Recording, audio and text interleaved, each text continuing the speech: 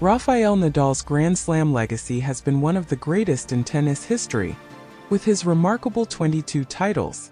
However, in 2023, Novak Djokovic not only matched but surpassed this number, taking his total to an impressive 24 majors. While Djokovic's dominance on the ATP Tour might be slowly waning, writing him off would be premature. Even without securing a major title this year, Djokovic still reached the semi-finals of the Australian Open and the final of Wimbledon, demonstrating his enduring prowess. On the other hand, Nadal seems to be far from his prime, after an incredible comeback in 2022, where he won both the Australian Open and the French Open, adding his 21st and 22nd major titles.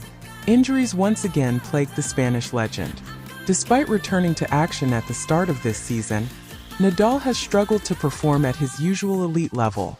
A modest 12-7 win-loss record on the ATP Tour this year reflects his challenges, and his battle with injuries has kept him from competing in 3 out of 4 Grand Slam tournaments this season.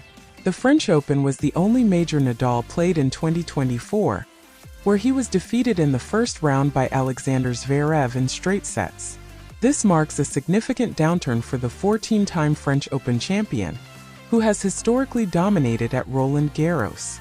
Over the course of his career, Nadal has missed a staggering 16 Grand Slam tournaments due to injuries, far more than Djokovic, who has only missed one major for similar reasons, the 2017 US Open.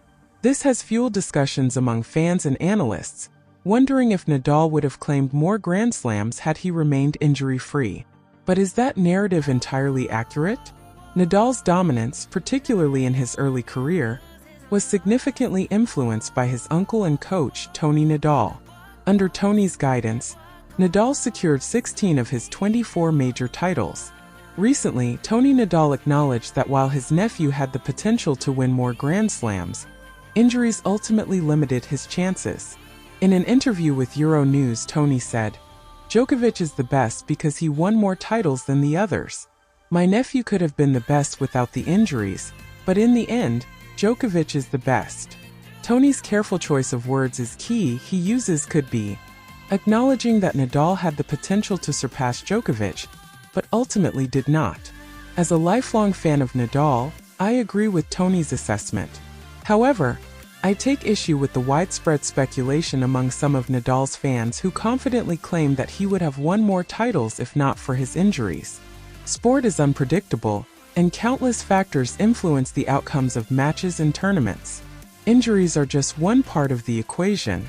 Injuries are an integral part of sports, and speculating about what-if scenarios is ultimately a futile exercise. Rather than dwell on hypotheticals, we should focus on the facts. Djokovic currently holds the record with 24 Grand Slam titles, and Nadal's legacy remains extraordinary, despite the injuries that have marred his career.